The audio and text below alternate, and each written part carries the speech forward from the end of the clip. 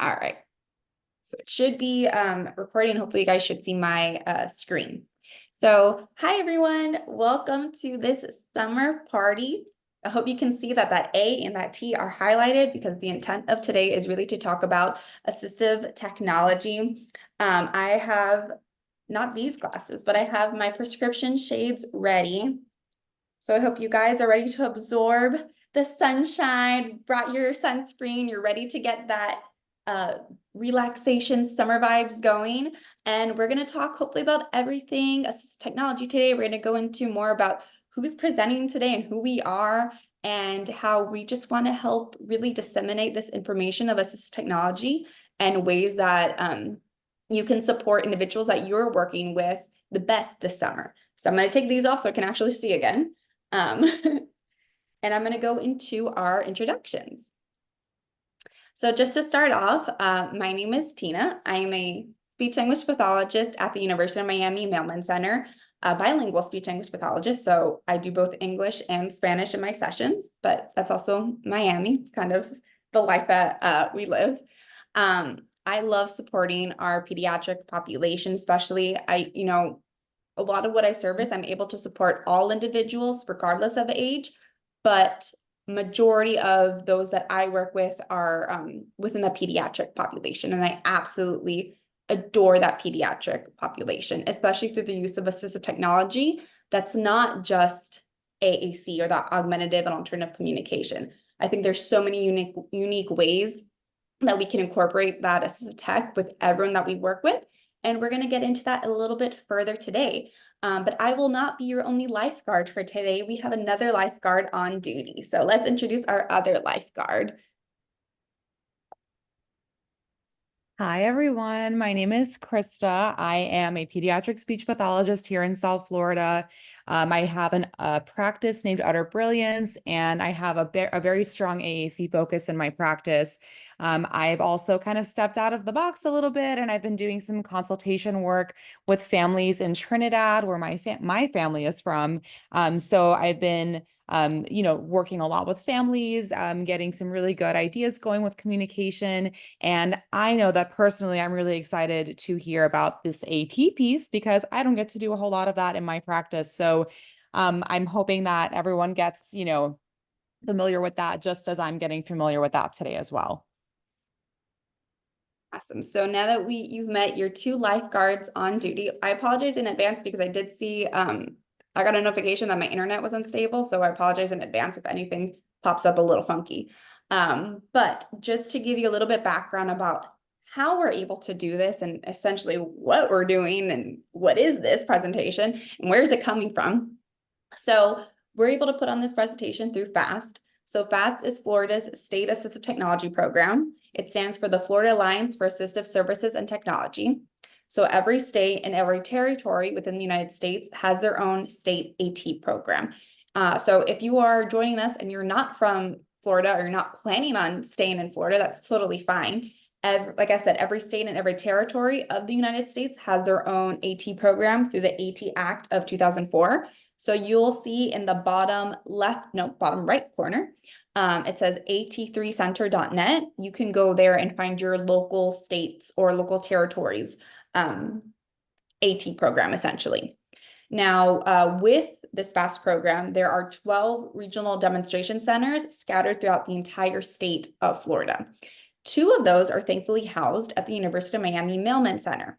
So the 2 RDCs, that's what it's called short for, RDC, Regional Demonstration Center. The 2 RDCs that we support at UM are the South RDC and Broward RDC, meaning so long as you reside within Miami-Dade County, Monroe County, or Broward County, we can support you. And now with that said, if you don't reside within those counties, it's not like I'm going to turn you away. Even if you don't live in Florida, it doesn't mean I'm going to turn you away. I've had people from New York call me. I've had people from Minnesota call me. And if there's a way that I can support you and help you, I will. But ideally, those are like the populations that we're trying to target, or those areas of Florida that we're trying to target. But if you live in Palm Beach, you live in Orlando, I'll find a way to help you. So don't stress it. Now you might be wondering, okay, well, how are you going to help me? What are these things that you're going to help me? What are these services? So we have 4 services through FAST that we offer that are completely free. Again, this is a free AT program. There are no costs attached to it. We are here to support our community. So through that, we have information and assistance about technology. And essentially, you might be asking me, where can I find a specific tool? Where can I get an augmentative and alternative communication evaluation? What is assistive technology? Sometimes we have people calling us because they said, oh, my occupational therapist told me to call you, or oh, my pediatrician told me to call you. So we kind of give them a little background about what FAST is. But our intent is to provide you with information about assistive technology and assist you in any way that we can. Then we also have our device demonstrations. And the way that that looks is we do a demonstration on assistive technology. Again, whatever that might look like. So maybe you have some questions on how to program a certain feature on your assistive technology device. Maybe you're trying to figure out how to implement a certain strategy in therapy. You need a demonstration on how to do it. We're here to help. We also have assistive technology trainings, which is what we're doing here today. And as long as there is an assistive technology component, I can help. So we can do this training for you, regardless of what it is. Maybe it's about how to incorporate assistive technology tools in therapy, how to use an AAC device at home, essentially just even how to engage with assistive technology, what that might look like. We can do a training for you. And then finally, the one I'm going to encourage you all to really look into the most is our device loan program. So essentially, you can loan out any assistive technology that we have on hand. You have that device for 30 days, and it is with the intent that you send it back to us afterward.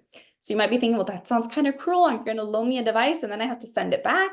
I want you to think of it more of like a public library, in the sense of, hey, here's a system. They're typically really expensive, but before you go out and buy it, let's see if this even works, or let's see if this is an avenue you want to explore. Maybe we need to consider other options. So think of it more as a trial period to see, yes, this is worth the system to keep purchasing and to move forward in that, I guess, in that path, if we're on that path towards this technology and ways that we can use that to support us. So think of it more as this is just a trial period. It's short. It's not not intended as a long-term solution, but more of, hey, let's try this out. And if it works, we're going to purchase it for our long-term solution. So it's just kind of, it's a library, best way I can put it. Oh, okay, change. I was like, I can never see if it changes or not. It's showing up very weird on my computer, so I'm glad that it's changing. But let's talk about having a hot goal summer, because we know that if you live in Miami or anywhere in Florida right now, or honestly anywhere in the world, I feel like it's a really hot summer. So let's talk about having some goals that we want to work on this summer. So our intent for this presentation, it's not for you to have this perfected. We're not expecting anyone to be masters. I myself do not consider myself a master. This is more of a way that we just want you to kind of dip a little pinky toe into the assistive technology waters today. So we're looking at the AT ocean and we're dipping a little pinky toe in it. So some of the things I want you guys to try to learn or get more information on today are ways that you can describe and adapt or create AAC tools to be waterproof. I want you to be able to identify ways to include neurodivergent children into neurotypical summer activities. So a way that we're having this very inclusive summer.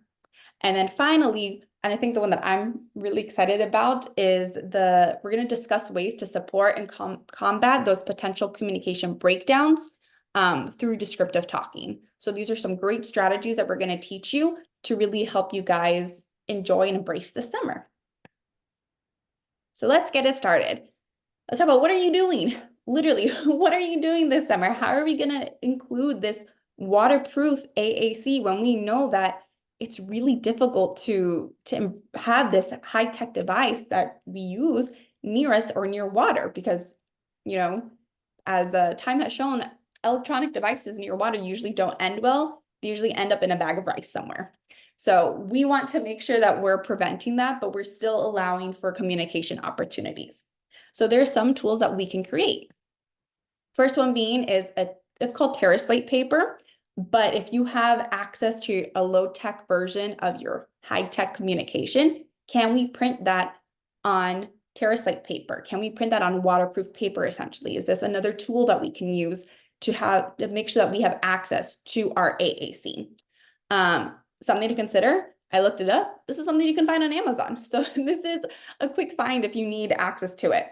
Something else you can do is you can laminate those communication boards. So if you have access to a laminating machine, some Velcro even, you can laminate your own communication board. I've also seen people use Ziploc baggies. So they'll put a printed paper copy of their communication board in a Ziploc baggie. And that's another way essentially to create this light tech communication board. You also have waterproof cases. So let's say you don't have a dedicated device, you have an app-based device, meaning you don't have this very large case over your system.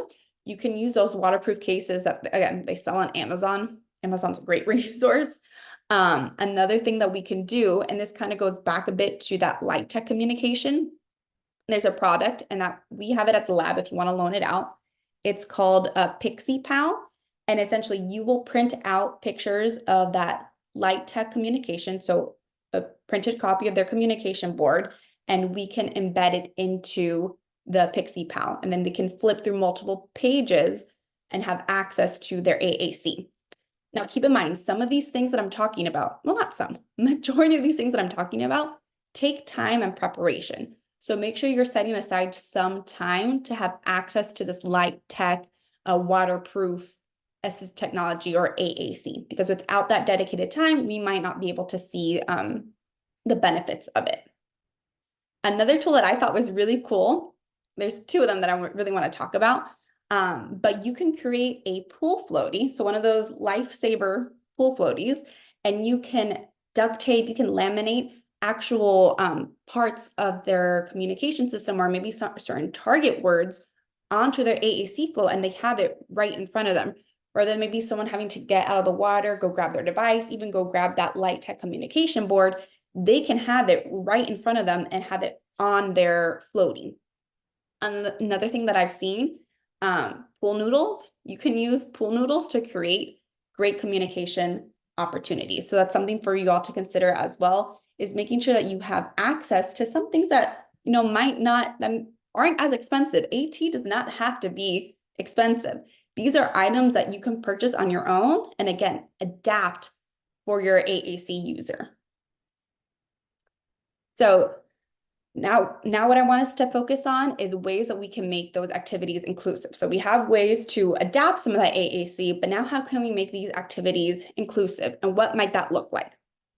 So for instance, let's say we're working with a child and they want to participate in a hopscotch, but maybe they have some motor difficulties and they can't really get on the ground, or maybe they're a wheelchair user and they're not consistently able to get on the ground and use that chalk. So there's something called adaptive chalk, and it's this long pole where you can essentially attach a big piece of chalk to it, and they can stand up, they can sit in their wheelchair, and they can do drawings on the sidewalk, as a lot of kids do during the summer. Something else to consider is when you're building sandcastles, what does that look like? How can we adapt some of those sandcastle tools to support the individuals that we work with? So do we have, adaptive scissors? Do we have an adaptive shovel, which you can see here?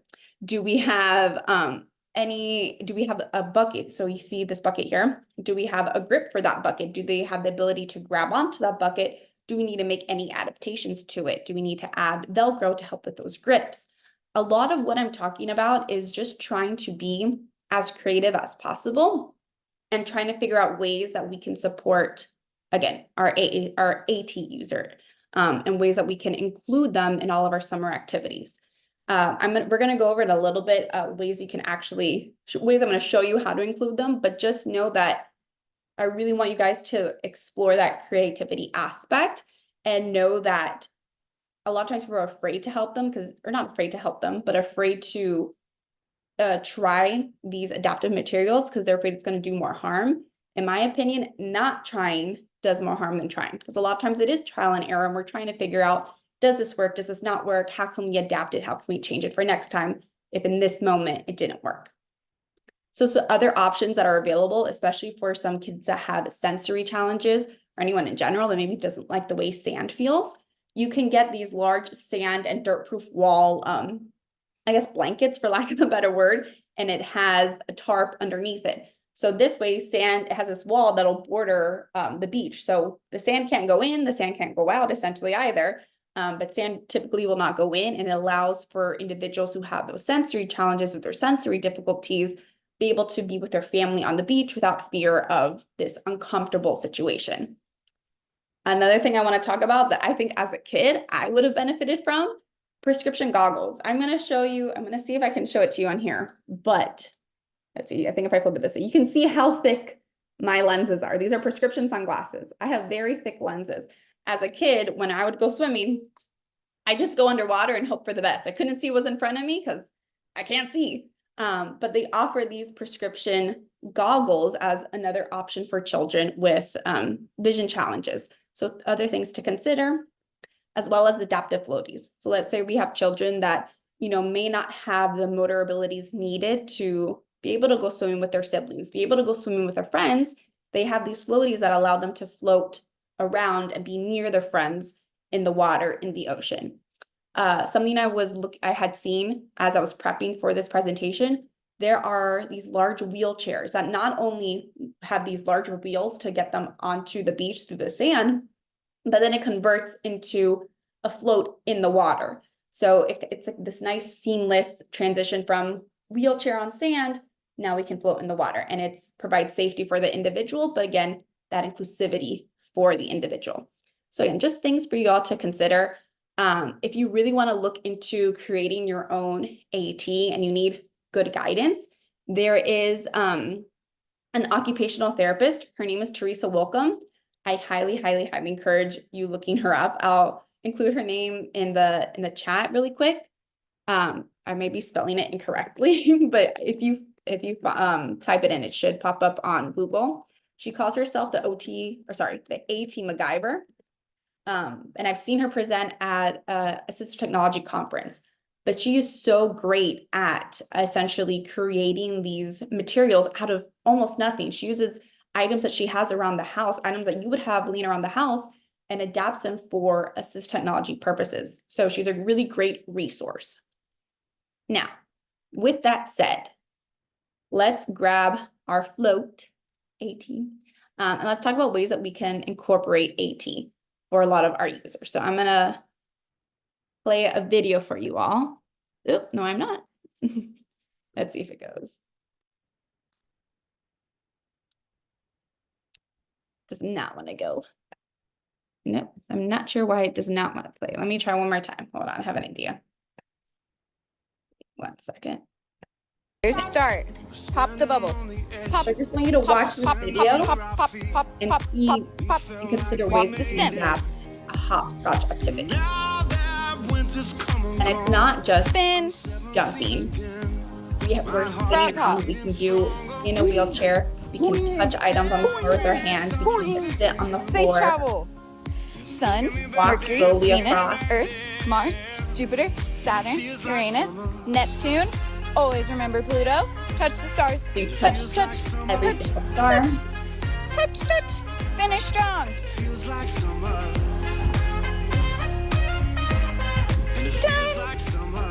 So that's all to say, this is not created for anyone with, well, maybe it was, but my understanding, this wasn't created in mind for children of disabilities, anyone that wants to be inclusive.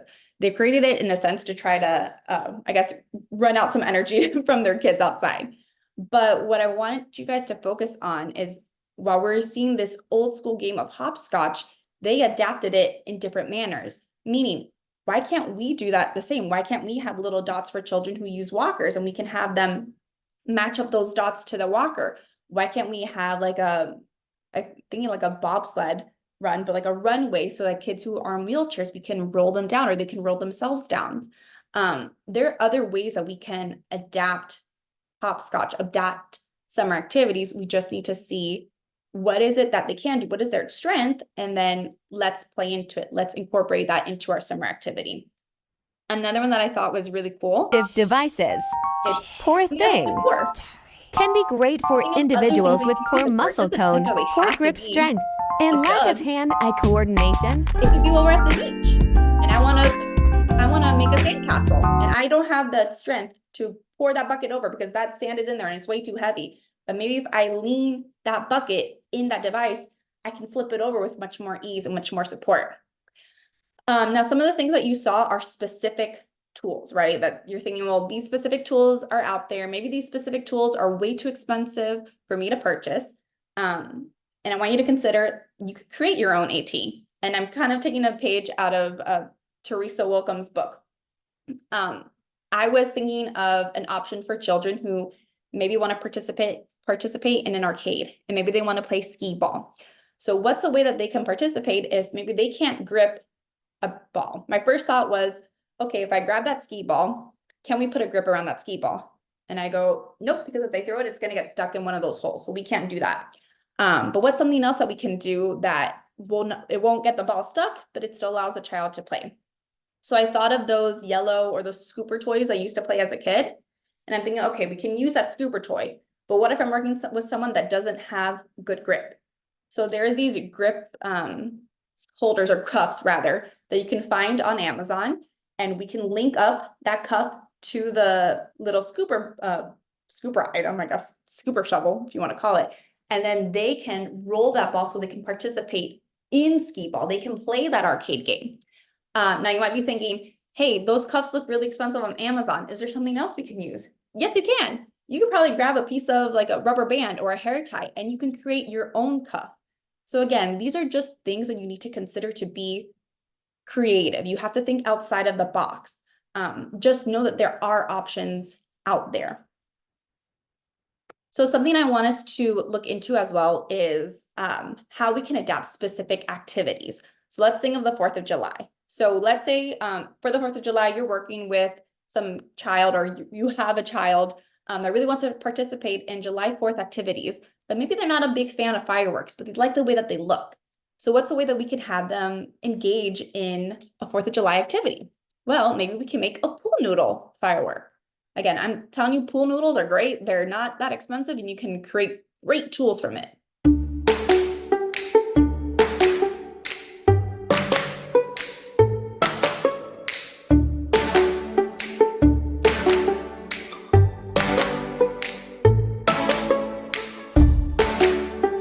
Using tools they have essentially around the house, maybe except for that little unlight looking thing, but they created their own firework. So again, just ways to be inclusive, ways to incorporate it. A lot of times families have barbecues, they play games at those barbecues. Here's a game that everyone can play. It's a patriotic punch board. Essentially, you create a flag, you wrap tissue paper around some cups, and you just punch through. So again, anyone that has fine motor difficulties that maybe they can't push their finger through, maybe they can't open it as we would anticipate, they can punch it through. They can punch their knee through, they can punch their elbow through, they can punch their hand through. They can punch any body part essentially and still participate again in this activity. Another thing that I saw were, I guess a lot of individuals paint rocks on the 4th of July. I had never seen that either. But you can go on a scavenger hunt, go find and collect these rocks around your neighborhood, and then use a cuff or a grip around a paintbrush, and then have that individual participate in painting. So again, you can have a cuff created by yourself with a hair tie, rubber band, or you can purchase those cuffs that are available on Amazon, and again, just loop it through the paintbrush.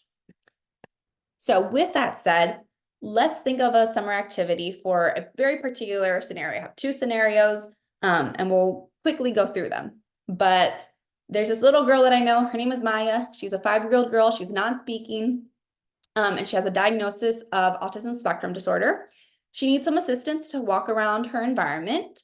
I'm sorry, she does not need assistance to walk around her environment. Her hearing is perfectly fine, but she does wear prescription lenses. Currently, Maya uses a system called TD Snap Motor Plan to communicate with all of her communication partners, and they're planning on going on a summer camp field trip where they're going to be at a water park. And we really want Maya to participate in this water park. So I want you to think of some of the tools that we had already talked about that Maya's caregivers and her team can have on hand to support her on this trip. So some tools that we talked about were that floaty, that we can add those target icons, maybe attach it to her floaty. We can print out low-tech versions of the TD Snap Motor Plan for her. So we take screenshots of her system on hand. We can print them out, make sure they're laminated, put it in the Pixie Pal, and we can use that as a form of communication. Now, keep in mind, we might not anticipate all the words that you might need on this trip, but we're going to talk about ways to combat that in just a little bit. But keep that in mind, that's kind of one of the cons for light tech options, but still provides an option. Something else to consider is she wears prescription lenses. Maybe we need to offer her some prescription goggles. Is there a way that we can find one for her so she can swim and play around with her friends? All right, so let's talk about another summer activity. So let's talk about our friend Devin. He's a 10-year-old boy with cerebral palsy, and he has limited range of movement. Devin uses a walker to get around his environment, and he's unable to stand for long periods of time. He's able to communicate all his needs clearly with communication partners, so he doesn't need any assistive technology for communication purposes.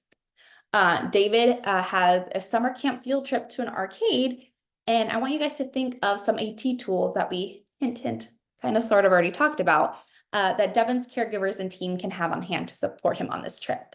So if anyone wants to unmute themselves and shout out some answers, I also know everyone's eating, so don't worry if you're not in the mood to talk right now.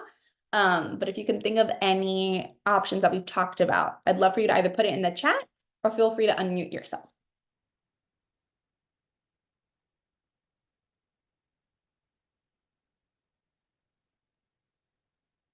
And that's totally okay. I also know that we are in lunch. So some things that we had talked about, remember that skee ball adaptive tool. We had this little scooper. We put in that cuff, and then now maybe Devin can play skee ball in the arcade. Something else that I had mentioned is that, Devin can't stand for a very long time. So if we're playing these games, a lot of these games require us to stand up. A lot of these games require us to attend to a screen. So can we provide him with a chair? Does his walker have a chair option? Is there, a quick chair nearby that we can place nearby him so he can relax and sit while he's playing these games? And then we need to consider, how's this going to affect his ability to play? Is it going to affect his ability to play? What adaptations extra might we need? So again, these are just simple, quick remedies. It's not going to fix everything because there are maybe some arcade games that we can adapt better for him. But I want you to consider what those options can look like. Again, it's just about being creative and figuring out, this is a summer activity that typically all kids participate in, but how can we bring in this child who really wants to participate and is able to participate? We just have to, again, be creative with those tools. So with that said, I think it brings a great transition for our next topic to talk about. So I'm going to let Krista take over. Thanks, Christina. So I just want to put it out there that, I am a pediatric speech pathologist, and I have a hard time in the creativity area when it comes to adapting things for clients. So I think, Tina, you did an amazing job of giving us ideas, because I'm already starting to think myself about clients that I can give some really good suggestions to now. So it really is just about being creative and kind of thinking outside of the box here and there. But I wanted to talk a little bit about summer vocabulary. I know that this is an area that a lot of the families I work with, they come to me with questions, and they say, hey, we're going on a trip this summer, or, we're sending my child to camp. What are some things that we can ensure that my child has on his or her device or their low tech boards to ensure that they have what they need for a communication? So just a really quick overview of core words versus fringe words. So remember, core words are those really high frequency words. They're 80% of the words we use in daily conversation. And those are really very versatile words, and you get a lot of bang from your buck with those core words. So I always make sure that my clients have access to those. So examples of core words would be like go, stop, want, look, more, help. You can see those words right now. You can use those in a variety of different contexts to communicate a lot of different things. So those are always great to have. I think fringe words too are especially important, and just finding the balance between core and fringe is always a challenge, I feel like, for families, because they feel like they need to have a really heavy load of core words and maybe not so many fringe words. But I think especially when you're doing very specific activities or going on trips, it's important to have fringe vocabulary related to where you're going. So those are, specific words. They're typically nouns. And some examples of those would be talking about Disney, Mickey, slide, splash, campfire, tent, ball, chalk, those types of things. And go ahead, Tina, if you can pop me over to the next one. Thank you. So I'm going to give you some examples of some situations where families might be doing, those specific activities, and what are some things we can ensure they have on their communication devices. So a family of mine, actually, they're planning to go to Disney next week, and they want to know what are some really good words for them to have pre-programmed. So we always ensure that we have core words. So we have go, see, want, do. I recently did a Disney trip myself, and I think I used the word do about 100 times or more that day. I want to do that ride. I want to, let's do lunch. Like, there's so many different ways that you can use those words. And of course, for your fringe words for Disney, want to talk about the castle, Mickey, a parade, ride. If there's any specific rides, you can add those in there too, if you know your child especially loves those particular rides. So let's see where we're headed next. So next we're headed to the water park. So again, some really helpful core words: go, play, help. It's hot. I know that's a big trend. I know in South Florida, it's pretty hot here this summer. So I'm actually a little worried for us come July and August. But again, great words to have. And then some good fringe words as well: slide, splash, pool, and even maybe the name of the water park that they're going to. And then my last example would be for summer camp. So we do have kids that go to many different types of summer camps. So obviously this would look a little bit different depending on the activities that a child would be doing at their camp. But some good core words: we have eat, look, call, want. And then I guess depending on where they're going, right? I have a client of mine, and every week they do a field trip with his summer camp. So they take the bus, they go to the arcade, they go to the splash pad. They oftentimes go to see a movie. So things like that would be helpful to have as your fringe words. Now you're probably wondering, how are we going to manage vocab on the go? And this is a skill set that I really make sure, coming closer to summer, that I emphasize with my families, because there definitely will be situations where you might need to adapt things in the moment as far as vocabulary. You might need to edit page sets, add words in, and families want to know, like, what's the fastest way for me to do that? So what I like to do is give a couple different options. I like to tell families, think about the plans that you have. Like, if you have an itinerary written down, if you have ideas of things that you're going to be doing on that trip, kind of jot down a list and then figure out what new words you might need to add into your child's device that would satisfy those communication moments. So it's kind of like anticipating what you might talk about ahead of time. And I find planning ahead in that sense, just like packing your suitcase, making sure you have all the right words that you're packing into the device as well, to best suit the trip that you're going on. So getting a little bit of that done ahead of time would be really helpful. But I also like to make sure that my families are equipped with knowing how to edit their child's device in the moment. That's something that I really emphasize in general for therapy, because they might be in a situation where they're going to need those new words, and I'm not around to add it in for them. So that would obviously be something particular to each device. If your child uses a Nova Chat, or if they use, an accent device, you can go on YouTube and find videos of how to edit and add buttons in there and change things around if that's something that you're not familiar with. So I always, say, hop on YouTube and see what you can find.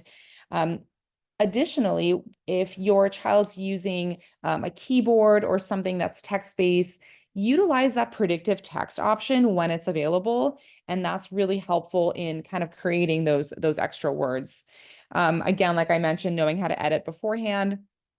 And this is a pro tip. I really should take my own advice with my own personal devices, but make sure that you back up your vocabulary with a high-tech device before you do anything. That's my biggest tip. And then obviously making sure if you need a charger, make sure you pack your charger. If you have extra battery packs, make sure that those are charged and packed with you to make sure that, when you're on the go, you have enough battery life to last you, the day or the trip. So additionally, I wanted to discuss the strategy, and I know Tina and I were talking about this, and we feel like descriptive talking is such an amazing strategy, but it's so underused. And I don't know if everybody realizes that it's a strategy. I know families, I find that they do this on their own sometimes, but don't realize that it truly is an evidence-based strategy as well. So this is a way for us to find a way around a limited vocabulary. So let's say, for instance, you have a low tech option. So you have a printed communication board, like we had discussed earlier, and you don't have access to a high tech device, or you're not really sure you want to take your high tech device with you in certain situations. You can use descriptive talking to explain or describe things using the vocab that you already have, instead of relying on specific vocabulary like those really specific fringe words. So I'm going to give you some examples of what that looks like. So let's say you're at Disney, right? And you have your low-tech device and you want to talk about the parade.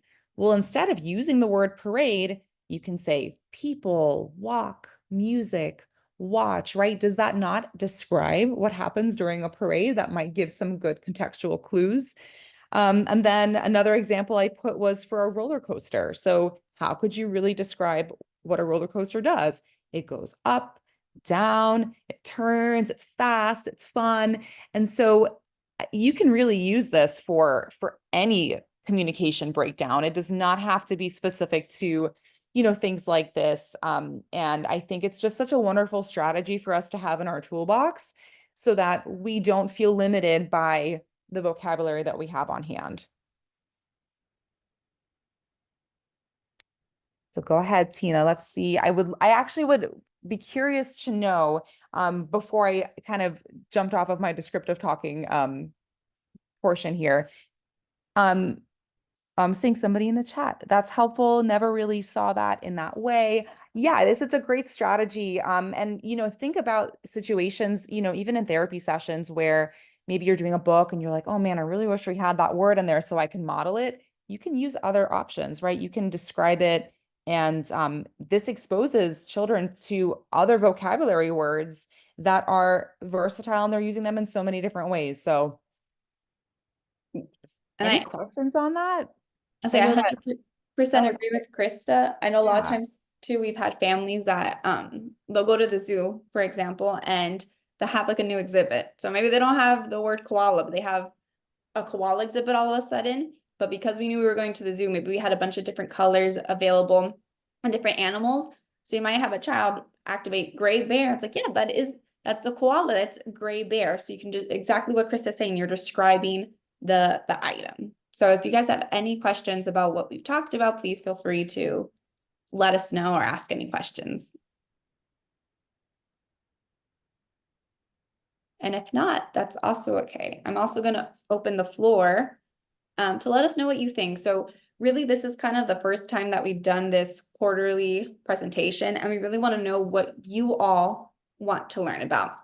So this is our first presentation of the quarter. So we're hoping that in a couple of months, we can do another presentation, but really do it on a topic that you all are interested on.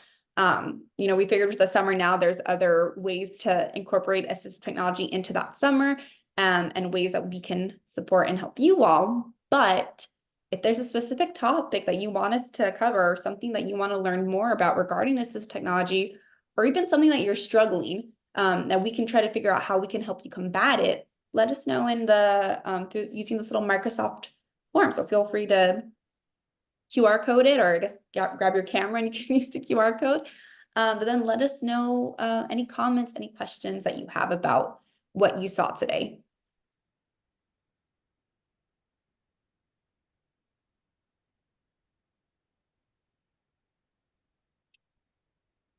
see, I'm just clicking through. I know AT can feel very intimidating. I know a lot of times I feel like I hear a lot of it's like, well, we can't. So like, there's absolutely no way that, we can incorporate this. So if you feel comfortable and there's something that you're struggling with right now, feel free to let us know. If not, you can, again, let us know using this QR code and we're more than happy to help and support. I have one question. Yeah. I was a little bit late, so I wasn't able to get the whole of it. Is there a link that you're gonna have it on YouTube or anything else where I can see it after? Yes, so I should have everyone's email address, although I think something went wrong because I think there's like 4 of the same person. There's like 4 Ondinas, and I'm not sure what happened or how that even happened. But yes, I will have a link to the presentation. So long as you registered, I will send it out to you through that email that was provided. And it'll also be on our YouTube page. So through FAST, we have our own YouTube page. It's a Mailman AT program. So you'll be able to also find it there. Okay, thank you. Of course, thank you.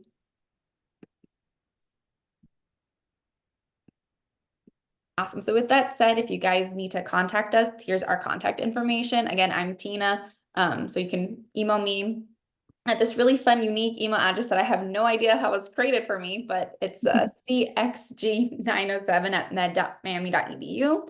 And then we have Krista's information as well.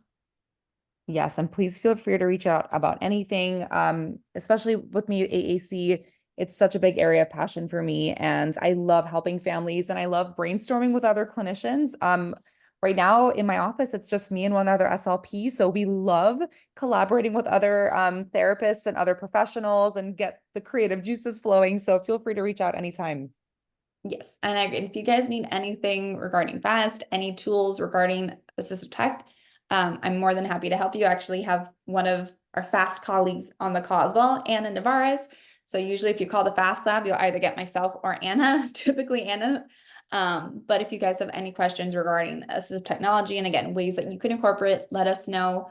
We're more than happy to talk about other topics. So it doesn't necessarily have to be about, AT in the summer. We can talk about AAC. We can talk about, strategies to use for AAC, vocabulary. There's so much to like cover in general, so it's hard to label it all or state it all now. But again, if you're experiencing a struggle, or if you're maybe feeling like, hey, we're here, but we can't really get beyond requesting, or we're stuck at this particular spot and I don't know how to get beyond that, let us know and we'll try to make sure that we offer those supports as well. Awesome. And I really just want to stress, try to make the summer as inclusive as possible. If you're having a hard time, please let me know. And we're more than happy to collaborate and work with you. But thank you guys so much. And we hope you have a great summer. Thanks, everyone. Bye, everyone. Thank you. Thank you.